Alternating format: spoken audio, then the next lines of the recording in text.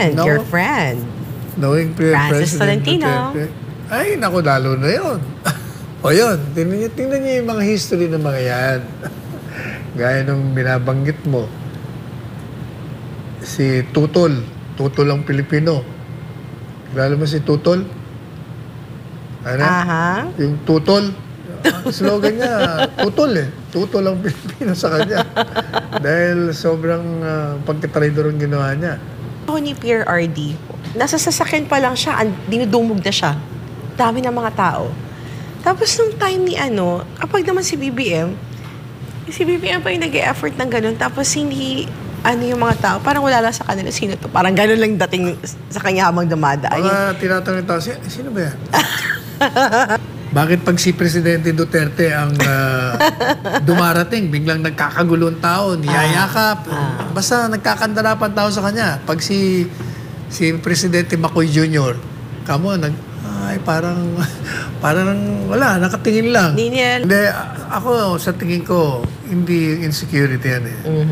Nakakita na naman sila oportunidad na sila. Kasi nga, the ultimate goal is to destroy the Dutertes eh. So every opportunity they have, they will grab at it. Para sila mga bata, meron silang popsicle na naman ako. Ito, sarap naman ito. Babanatan naman natin sila.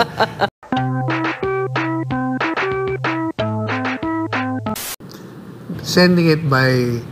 Kasi sa telepono ko lang ginagawa. So, sinisend ko sa sarili ko.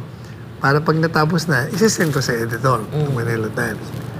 Abay, nung binalikan ko wala na. Kalahati na lang akong na-save. Sabi ko, tinatamad na akong tapusin.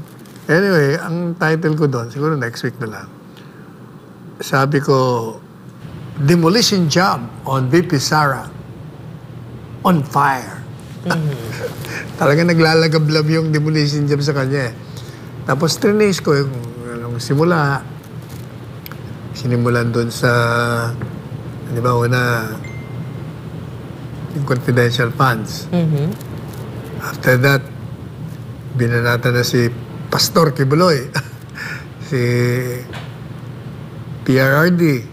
Sunod-sunod, di ba? Tapos pati yung mga staff niya, pinakulong. Hanggang nag-intervene nga siya, tapos dinimanda pa siya, na-dismiss naman. Tapos, even before that, meron ng announcement ng impeachment. Tapos pinahilan nga nila. Talagang kita mo, relentless eh. Tapos bigla na naman pinahilan ng grave threats. So, pinaliwanag ko doon. Alam po ninyo, itong ating kaibigan si Director eh. Pikon na pikon sa akin eh. May bagong sagot ba? Wala naman. Ayaw ko, hindi ko na, sabi ko sa mga reporters, kaya naman, huwag niya na kami pagsabungin kasi. Pinaliwanag ko na lang doon sa article na kung bakit walang grave threats. Kasi, ang grave threats, pagbabanta. Sa totoo lang, tingnan mo maigi, yung context na yon, yung mga sinabi kong mga kalakaran na yon. Plus yung several months ago, sinabi niya na yun at may pagbanta sa buhay niya. At hindi siya naman inaasikaso. Madali sabi, yung ginawa dun sa kanya chief of staff na they tried to illegally and forcibly attempted to transfer her dun sa Correctional Institute for Women. That got her goat. Talagang hindi niya, kaya she needed to reveal. Revelation o yun eh. It was not a threat. It's a revelation, an expose on a plot to kill her, and a revelation to the people she perceived to be the mastermind of the would-be future killing of VP Sara. Kung baga, nag-i-invest na siya. Pag ako pinatay dito, itong hanapin nyo. So, hindi threat yun. At even assuming na ipagpalagay na nagbabanta, di ba, ilang ulit na natin sinabi, nagbabanta yung, kung nangyari yung sinasabi niya, patay na siya.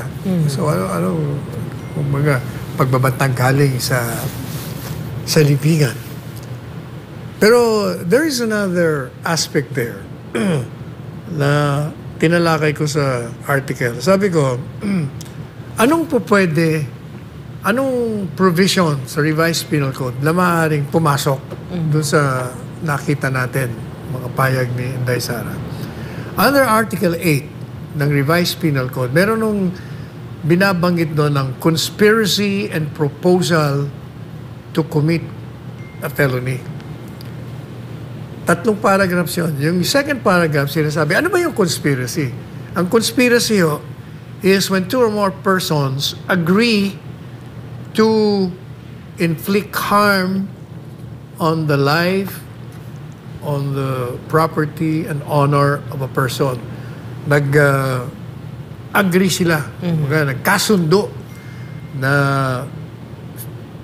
papatayin o sisiraan yung isang tao.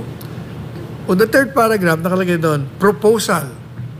What is proposal? Kasi yung title ng provision, conspiracy and proposal to commit a felony. Ano ba yung proposal? Proposal, yung nagmungkahi ka sa isang tao na gagawa ka ng isang krimen laban sa isang tao.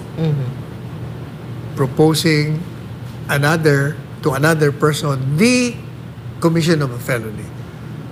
Pero yung first paragraph, ang maliwanag, dito mag-a-apply yun. Ang sabi mo doon, conspiracy and proposal to commit a felony is only punishable. Punishable only, may parusa kung ikaw ay nagmungkahi at nagkasundo kayong gumawa ng isang krimen.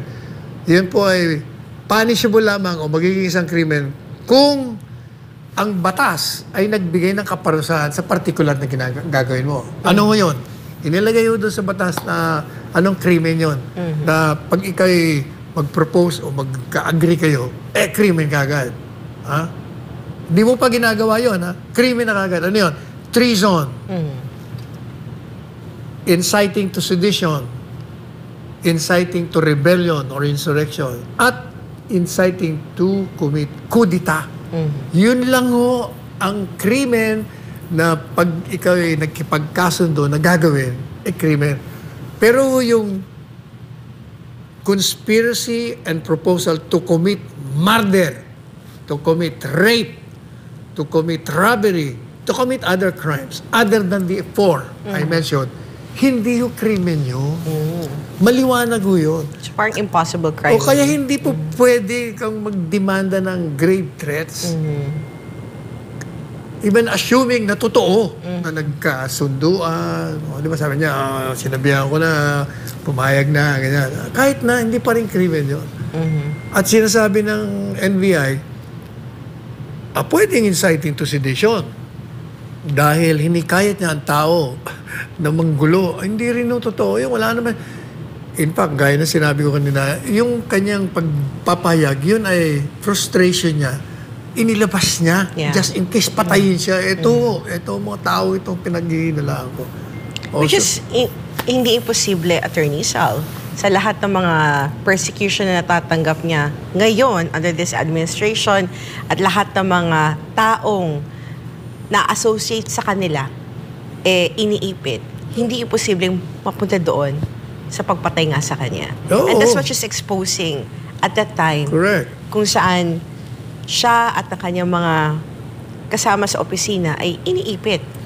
Kasi sunod-sunod So BP Sara at that time has reasonable belief that her life is eminently endangered. Kaya inilabas niya na. Yan ang totoo dyan. Okay naman. Yung ating isa sa mga topic natin, yung Presidente Duterte naman. Yung mga jokes niya. But before ka papunta sa joke, still on kay VP Sara, you think nagkamali ang administrasyon kung paano nila i-handle yung naging expose ni VP Sara? Hindi. Hindi sila nagkamali. Why? Why? Kasi yun naman talaga ang layunin nila from the very start Siraan si Inday Sara Oo, kaya kung mga on course, on point. Talagang kasama yon sa plano. So, parang kinuha na lang nila yung opportunity yun to Correct. pin down more VP Sara. Nagkaroon sila ng pagkakataon. Idiin lalo. Now, moving on to another topic, you said, yung regarding dun sa naging pahayag nga ni dating Pangulong Rodrigo Duterte nung proclamation rally ng PDP laban. Tumawa ka ba nung ikay nandun? Napakinggan mo yung sinabi niya? Tumawa yung mga tao. I was there. At ikaw, tumawa ka? Oo. Ba't ka Kasi tumawa? for me, it was a joke. Oh, okay. Why? They took it seriously kasi. Gaya, kasi tinanong ko mga reporters, nagbigay na ako ng payag. Kasi naman, Attorney Sal, I've been covering sa hindi pa tumatakbo pala siyang presidente. Ganun na talaga. Ganun na estilo niya. And me, na taga Davao, knowing PRRD, ganun talaga ugali niya. So, kailangan, naiintindihan mo, kailan siya nagjo-joke at kailan siya seryoso, Attorney Sal. For how many years namin siya kino-cover, alam mo kailan siya nagjo-joke at kailan siya serious sa mga statement niya. Ito namang mga congressman, nakakita naman sila ng oportunidad na mag-publicize for themselves. Kaya kita mo naman, ang banat nila, ay demanda rin natin yan. Pareho yan ng anak. Like father, like daughter yan. Sapagkat hinihikayat niya na magkamit ng krimen ng tao. Yung mga joke-jokes na yan. So tinanong ko ng mga reporters, I had to... Wala na akong ginawa kung mag-issue ng statement eh. Makakasar na naman sila sa sagot ko. Para ka pa rin tagapagsalita, Attorney Sal. Alam mo sagot ko? Sabi ko, the remarks made by this congressman are nonsense, kabalbalan, walang kabuluhan. Alam niyo po kung bakit. Kasi, yung sinabi ni Presidente na dami nila. Patayin na lang natin 15. Bombay ngayon natin.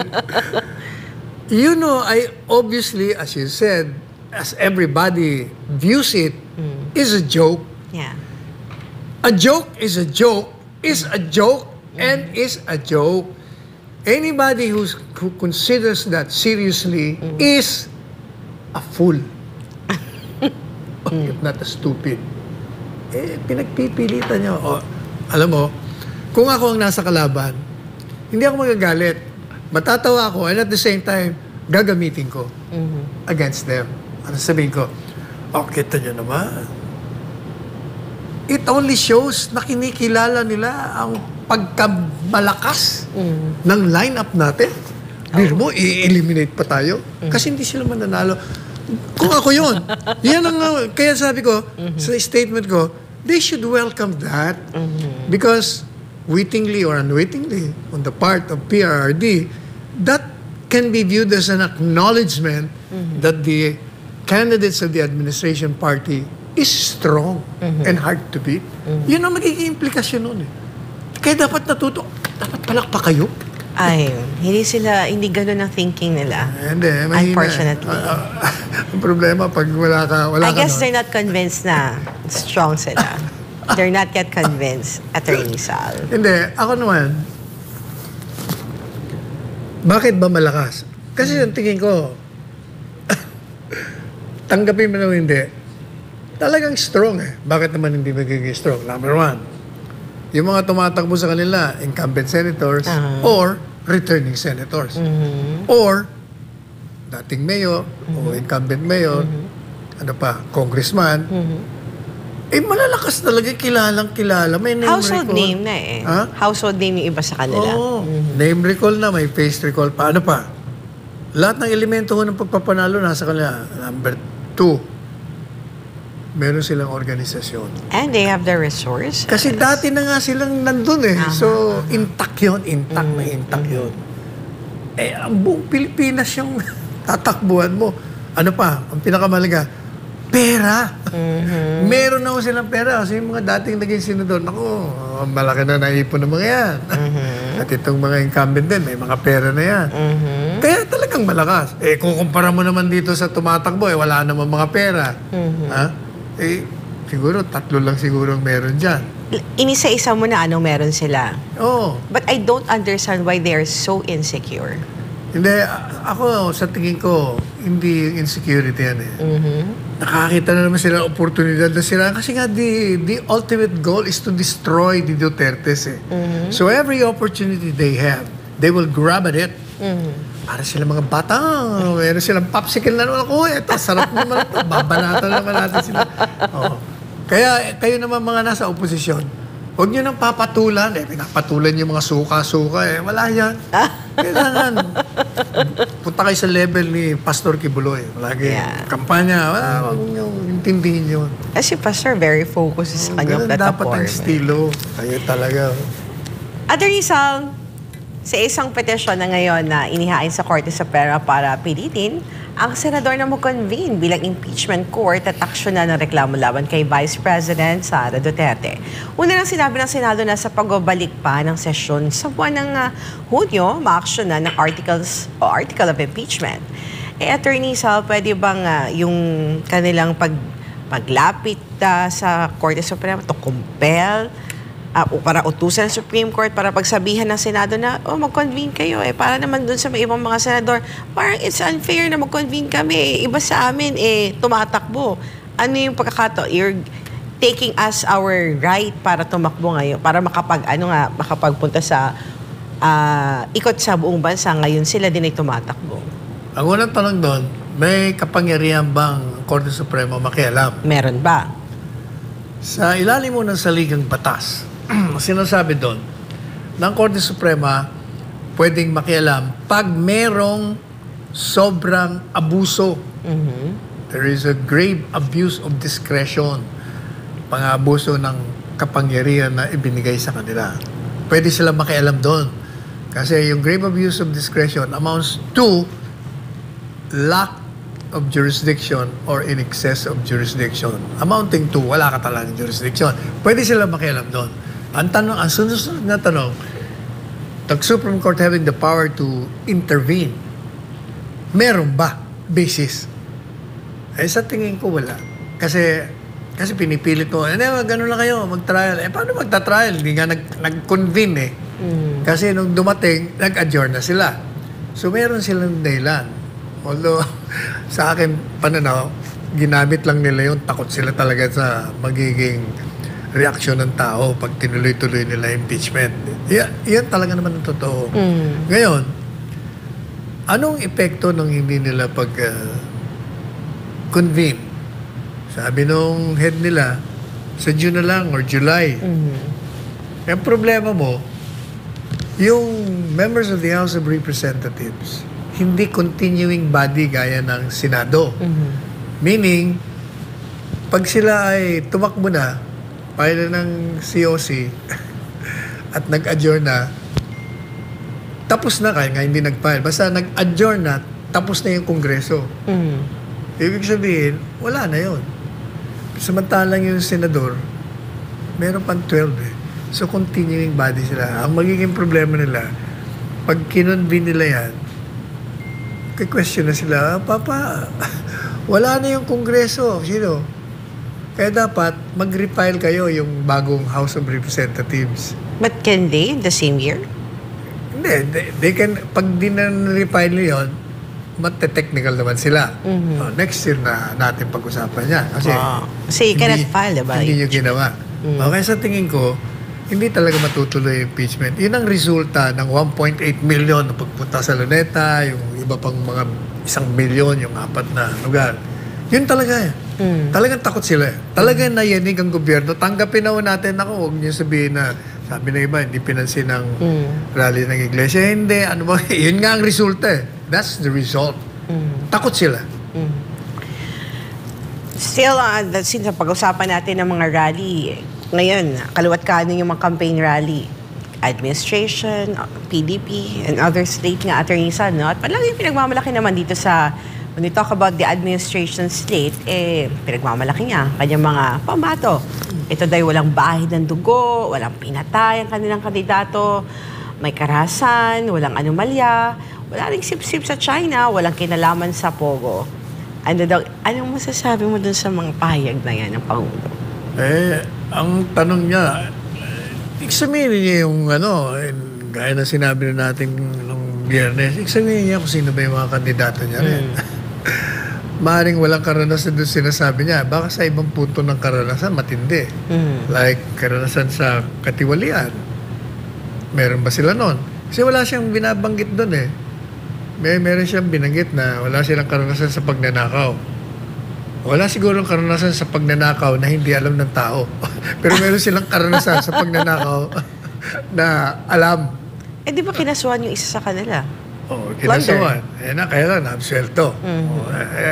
Tapos, yun naman kanyang kapatid. Di ba? Napakabalat kayo. Ginagamit ang grupo ng Marcos, ginagamit ang grupo ng Duterte. Nagpapanggap na alay sa Duterte, pero anong tawag doon? Merong word doon eh. Yung nagmamadali, nagkakandara pa. Nagkakandara pa na itaas ang kamay niya. Tapos nakita pa sa video, nung nadaan ng presidente, hinila niya yung kamay at pilit na itinaas ang kamay niya. Yun ang mga uri ng tao na hindi nakikita yata ni Presidente Marcos Jr. Meron pang isa dyan. O hindi ba? Ilang bilyon ang nilaan. Siya ang nagpanukala nito, yung isang senador na tumatakbo dyan dati. Na ngayon gustong bumalik. Magtatayo na isang malahiganting building para tirhan ng mga senador. 20 ang una, nag-umpisa yata yung sa 22 bilyones, naging 36 bilyones. Ano bang tawag nyo doon? That's corruption.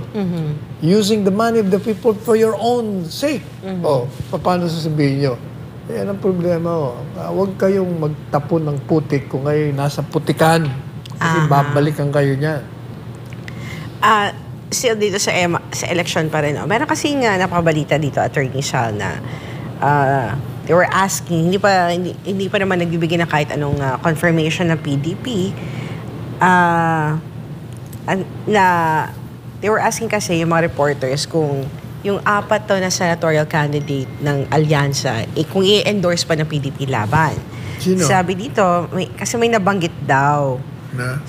during sa pagpunta ni Pangulo sa Carmen, Davao del Norte. Sabi daw ni Congressman Toby Chanco na pinapasalamatan niya na umano ang PDP laban, in-endorse daw yung mga kandidato nila like si Vicente Soto, Tito Soto, Panfilo Lacson, Amy Marcos, and Francis Tolentino. Bakit niya nasabi? Pero, ewan ko kay Toby Chanco, kay Kong Chanco. Pero ang sinabi naman may nagsalita naman from PDP that we only have 9 Duterte candidates lang naman as proclaimed. So, hindi nila confirm yung pagpapasalamat ni Congressman Toby Chanco. Umano. Mga propaganda lang yun. Propaganda nila. I mean, Attorney Sala, do you think papayag si PRRD sumali dun sa i-adopt sa state ng PDP si Tito Soto, Panfilo Lacson, Amy Marcos, and your friend, Knowing Francis President Tolentino. Duterte. Ay, naku, lalo na yun. O yun, tingnan niyo yung mga history ng mga yan. Gaya nung binabanggit mo, si Tutol ang Pilipino. Kilala mo si Tutol? Ano? Yung Tutol. Ang slogan niya, Tutol Tutol ang Pilipino sa kanya. Dahil sobrang pagkatraidor ang ginawa niya. Ay, tsaka alam po ninyo, nagulat ako. To validate what I said, na they're strong at dahil may mga pera. Kahapon po, mga 8:30 ng umaga, ako'y nagpunta sa Laguna. Kasi naghahanap ako ng naghahanap ako ng silya na may suliya. Saan? Sa Laguna? Sa Laguna. Kasi may nagsabi sa akin, punta ka sa Paete, Laguna. Layo. Oo, di ang layo noon, di ba? Yung driver namin, ni Daniel, gusto dumaan dito sa Rizal. Kako, dito ka na dumaan sa may Calamba. So, nag-skyway kami. Naku. Mula sa pag-alis namin, dito, papunta ron sa Laguna. Tinaanan namin ang buong Laguna Bago ka dumating ng, dadaan ka sa Santa Cruz.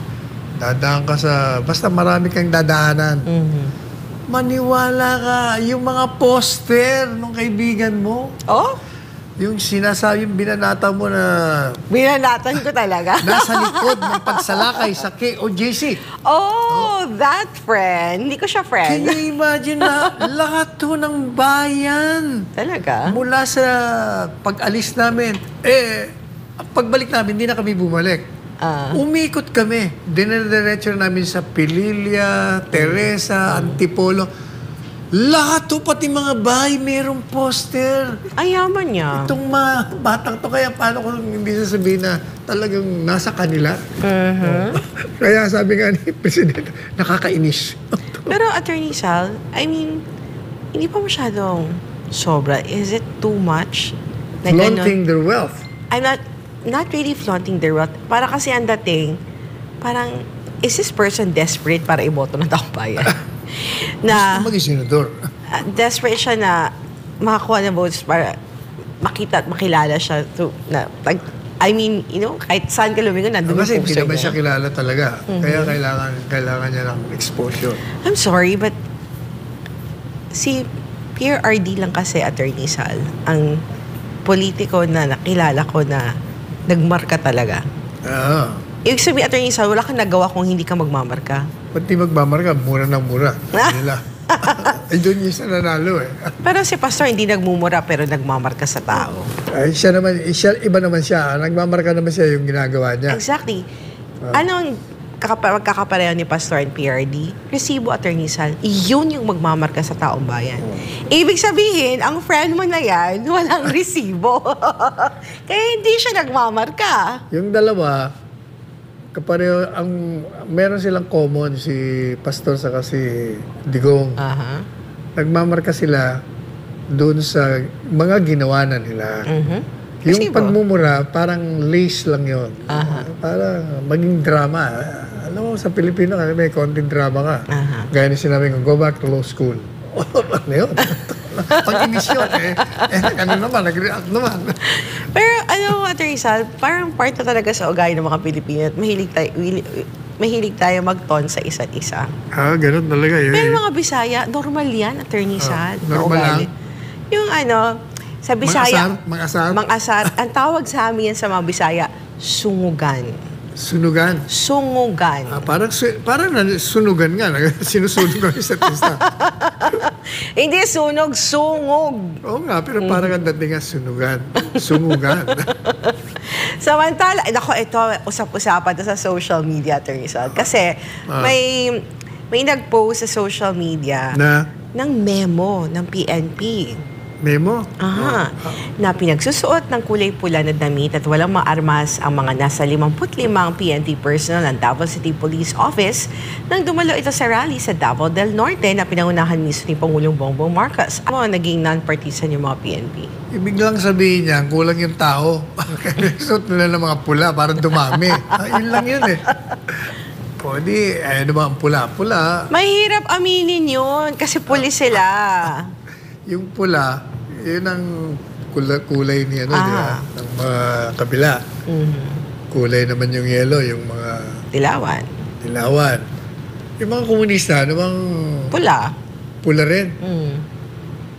Buti si Pastor, iba. Ano mong tawag sa Tagalog? Purple. Purple. Ano ba sa Pilipino yung purple? Anong tawag doon? Violet eh. Alos, hindi nga violet eh. Iba yan. Ang flooring ho namin dito, violet. Kaya tingnan nyo, pati suot ko, violet. Mukha ni Pastor. Pero, going back dun sa report ni Paul, yun kasing nagkumalat is Davao City lang yun, na memo. So, we're not sure kung yung other lugar din sa Mindanao, na malapit kung saan nag-rally si Pangulong Bongbong Marcos, baka meron din ganoong similar memo na pinagsusuotin ng pula yung mga police. Palagay ko dahil sa kulang nga yung mga tao. At the same time, parang ano yun, subtle campaign. Pula kami dito kami. Pero alam mo, Attorney Sal, may napapansin nun yung mga netizen sa social media. Meron pang gumawa ng comparison video kung paano i-welcome ng mga tao yung mga presidente. Like nung panahon ni Pierre RD, nasa sasakyan pa lang siya, dinudumog na siya. Dami ng mga tao. Tapos nung time ni kapag naman si BBM, Si BBM pa yung nag-e-effort ng ganun. Tapos hindi, yung mga tao, parang wala lang sa kanila, sino to? Parang ganun lang dating sa kanya habang dumadaan. Mga tinatanong tao, sino ba yan? To think, sinasabi ng survey na mataas ang niya, no? Pero iba yung sinasabi ng survey doon sa nangyayari on the ground. Iko-compare nila kay PRRD, as in, well-loved talaga si PRRD. Attorney, talagang dinudumog ng mga tao para magka-picture. Pero kay BBM, hindi daw ganun. Something's wrong with your leadership if kung gano'n ang... What do you think, Atty. Sal? Tama ka doon. Kasi si PRD kasi, di ba, dahil nagmarka na nga yung kanyang mga ginagawa. Tsaka love talaga siya ng tao. Yeah. Nakaka-relate siya sa tao Yeah. Si distant far distant. Ngayon nga, natutuwa ako sa kanya. Alam mo bakit? Why? Kasi hindi siya confrontational. Mabait siya Di ba, yun nga ang problema sa kanya, mabait. Ngayon, sobra naman. Abay, talagang bira siya na. Banat siya ng banat. So, maldita na siya ngayon? Oo, sobra na. Bira na siya ng bira. Ito naman mga kalaban niya, pinapatulan. Huwag niyo kasing patulan. Ibang estilo dyan. Hayaan mo na kaming mga nagkukomentaryo. Kaya ni bumitigla. Hayaan mo sila. Pag kayong mga kandidato, concentrate kayo. Ganyan yung si Pastor. Model si Pastor sa pangangampanya. Programa lang. Puro programa. So, yan yun yung mga political commentators like him ang bumanat. Kasi mga nagre-research yan Kaya yung mga pinagsasabi niya dyan, tama lahat yan Basahin yung maigi yung buong article, malalaman nyo na panay fake ang ikinakalat tungkol dyan sa China. So, natatawa nga ako kuminsan pinagpipilitan nila na nung panahon ng Duterte, pumapalakpak daw tayo sa mga kilos ng China. Hindi tayo pumapalakpak. Tayo ay nakikipagkaibigan kasi pabor sa atin na magkipagkaibigan. Hindi nyo ba alam na ang China ang pinakamalaking trade partner natin? Ang laki-laki ng negosyo natin sa China. Kumikita tayo doon. Mga kababayan natin. Nung pandemic lang, sila ang unang tumulong sa atin. Hindi naman ang mga puti China ang tumulong sa atin. At saka wala akong mga pambubuling ginagawa ngayon. Kasi nga, magkaibigan sila ni Presidente Marcos, Presidente Duterte at Presidente Xi. Dahil maganda ang relasyon nila, hindi nagkaroon ng ganyan. Pero nung dumating itong bagong administrasyon, inaaway mo, kumampi ka kay Amerikano, inaaway mo, nagbigay ka pa ng mga military bases dito, talagang magagalit. Kaya binubuli tayo. Iba kasing estilo ng pamamaraan ni Presidente Duterte. Samantala, Teresa, ipagpapatuloy ng House Tri-Committee ang ikalawang pagdinig hinggil sa disinformation at fake news sa social media bukas, Martes, Pebrero 18, kabilang sa mga inaasahang dadalo ang mga media personalities at vloggers na hindi tinanggap ang imbitasyon ng komite sa unang hearing noong Pebrero 4. Matatandaan na mula sa 40 personalidad na inibitahan, 3 lang ang dumalo sa naturang pagdinig. Kaugnay nito, naglabas ng komite ng show cause order laban sa mga ito. Dumulog naman ang mga naimbitahang vloggers at media personalities sa Korte Suprema para questionin ang naturang fake news probe at humiling ng temporary restraining order. Sa tingin mo, Teresa, anong magiging negative na impact nito, itong ginagawang pagdinig ng Kamara sa karapatan ng mga vloggers, influencers, political commentators na ginagamit ang kanilang platform to give their comments sa mga relevant issues na kinakaharap nating bansa? Naharas nila yung mga pinapatawag nila. Pero, pabor sa kanila yon sapagkat nagagamit nila ang publisidad para sa kanilang mga sarili. Uy, that reminds me. Yung biyahe ko kahapon, na pagdaan namin sa isang town sa Laguna, daming tao. Sabi ko, anong meron? Nagbibigay ng ayuda. Sino nagbibigay ayuda? Si Dan Fernandez. O si Quadcom, si chairman. Kano ang binibigay? 500 pesos. Sus Maria Josep. 500 pesos, pero lahat ng mga Pero, kanino ba kayo? Kay Dan Fernandez o kay Ruth Hernandez? Parehong tunog Manalo't matalo kay Hernandez. Sabi ko, manalo't matalo, mali ho yata yung slogan nyo. Bakit to? Bakit talo? Manalo't manalo kay Ruth Hernandez tayo. Ganun na sasabihin niya. Wala ko yan. Di mananalo sa amin yan dito. Akala ko ba si Sol Aragones ang kalaban ni Dan Fernandez? Hindi. Ewan ko kung tumatakbo siya. Basta si Ruth. Kasi I met Ruth Hernandez the other week. Baka marami silang nandun din ako sa Kalawan, Laguna. Nandun siya. At sinabi niya nga siya ang kalaban ni Dan. Sabi ko nga sa kanya, lampasan mo ha. Pero wala mga attorney Sal, ginagamit ba o ginagamit naman talaga ba? Ang alin? Yung mga pagdinig sa camera. Itong mga tumatakbo na siyempre, kasi exposure yun. Exposure yun. Kasi, aside sa mga pag-uusapan doon sa hearing, magkakaroon ng live streaming, iko-content pa sila ng mga influencers and mga vloggers. They're giving yung mga vloggers, content sila dahil nga doon sa mga pagdinig. Exposure yun. Pabor sa kanila yan. Pabor talaga sa Any kanila. Publicity. Any publicity. Siyempre, pabida sa laro, pabida. Okay, tapang. Mahilig sa Jollibee, no? Pabida. Jollibee ba? Paano napasok Jollibee? Kasi bida ang sarap. Different sectors. Yeah, yung mga senior citizen dyan. And speaking of rally, may peace rally naman sa UK. At ito yung pinangunahan ng UK, maisog bilang pagsuporta kay Vice President Sara Duterte na ginanap sa Maxilia Social Club, London, araw ng Linggo, February 16, na dinulahan ng iba't ibang Filipino community sa United Kingdom. Kasabay niya, nagpahayag din sila ng pagsuporta kay Pastor Apollo Siquibuloy sa pagtakbo itong senador ngayong 2025 midterm elections. And aside dyan sa UK, nagkaroon din ng mga pagtitipon sa Japan and sa din Canada. Yeah. So, later sa News Plus, abangan niyo yung mga reports ng mga ating mga kababayan. Nag-e-effort yung mga Filipino communities to support Pastor Apollo Siquibuloy and yung PDP na mga candidates. Ayan po.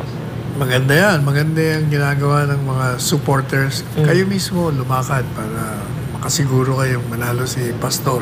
Alam mo pala na nakalimutan kong banggitin dito sa programa natin. Na yung palang mga pumirma sa impeachment sa Mindanao. Naku, para silang hindi lang malaman kung saan sila magtatago, binabanatan sila ng mga constituents. Yung 7 bang congressman dyan sa Mindanao na pumirma ng impeachment. Mga binanggit ang pangalan. Yung isa, si Cagas. Saan ba yun? Davao del Sur. O Davao de Oro. Hindi, del Sur. Del Sur? Siya sa Lone Congressional District yun eh. Okay. At ang kalaban niya si June Blanco. Mukhang okay yung June Blanco eh. Dahil dating board member daw yan. Saka maganda ang feedback ko sa kanya. Pero yung si Cagas, mabuti hindi ito yung anak ng kaibigan kong matandang Cagas na namatay. Pamangkin lang daw ito. Pero pumirma eh. Basta maraming binanggit doon na talagang galit na galit daw ang tao. Ang dami ko natatanggap. Pinabanatan dito si ganito, si ganyan. Ayan, ang problema. Kung bakit kayo sumasali sa layunin ng kabila. Damay kayo. Alam mo, nalulungkot ako dun sa mga magagaling na congressman. Babanggitin kita. Congressman Adjong, ako, believe sana ako sa'yo dahil marunong ka magsalita, may sense ka magsalita. Ang problema, doon ka pumunta sa kabila eh. Kabilang mali eh. Maraming magagaling sana. Pati yung napupuri kong mga abogadong bata ron. Masyado pang maaga, batang-bata pa kayo, mali nang tinatahak nyo ng landas. Babalikan kayo niyan pagdating ng panahon. Sayang kayo. Alam nyo, yung mga ginagawa ng administrasyon, lahat yan. Yan talaga, iisa lang ang layunin yan. Sirain ang mga Duterte. Dalawa lang naman talagang Duterte ang talagang, yung dalawa, hindi masyado nilang pinopokus. Pero si Inday Sara, si Presidente Duterte, yun kasi ang rallying figures ng sambay ng Pilipino na sa piling nila, disgustado talaga eh. Kasi nga yung dating, yung kanilang dating, anong tawag dito? Dating naranasan nila sa Presidente Duterte ay hindi nila makuha-kuha sa administrasyon. Kaya, gaya ng sinabi mo, bakit pag si Presidente Duterte ang dumarating, biglang nagkakagulong tao, niyayakap, basta nagkakandarapan tao sa kanya. Pag si Presidente Macoy Jr., parang wala, nakatingin lang. Hindi niya lapitan ng mga tao. Parang tinatanong nila sa sino kaya ito? Ito ba presidente natin? Yan ang problema eh. Pag ito kasi si Presidente Duterte, masyadong, sabi mo nga kanina, masyadong nagmarka. Nagmarka pareho ni Pastor. Kaya yung tao, hindi talaga siya makakalimutan eh. Kahit na maglaho siya, kahit na tumanda na ng mga tao, yung Duterte palaging nasa likod ng isipan nila. Kasi yung ginawa niyang, yun lang pagsira mo sa illegal na droga, di ba? Ang dami, lahat. Kahit saan ako magpunta, yun ang nire-, sir, ba't ang dami ng mga addict, sir? Bakit ganito, ganyan? Yan ang kagandahan kay Presidente Duterte. Kaya kahapon din, na-appreciate ko siya dahil yung, di ba, Alabang to Manila, it will take you 1 hour. Ngayon, 15 minutes, nandun kagad kami. Marami siyang ginawa, madalit sabi. Kaya yan ang kailangan. Kaya tuloy, gusto siyang pabalikin. Aba, gusto niyong bumalik? Mag-revolutionary government tayo. Kayong mga mainit sa mga Duterte, tandaan niyo ang sasabihin ko sa inyo. Pag hindi kayo tumigil, ang taong bayan will not sit idly watching you destroy the Dutertes na maraming ginawa sa ating bayan. Pag hindi nyo tinantanan yan, kawawa naman kayo pagdating ng panahon. Dahil yung mga Diyos ng tadhana, tandaan nyo, bago igawad ang kaparusahan sa inyo, nilalasing muna kayo sa kaligayahan. Di ba? Palagi ko, magandang pakinggan kasi yung whom the gods wish to destroy, they first make mad. Yan ang mangyayari sa inyo.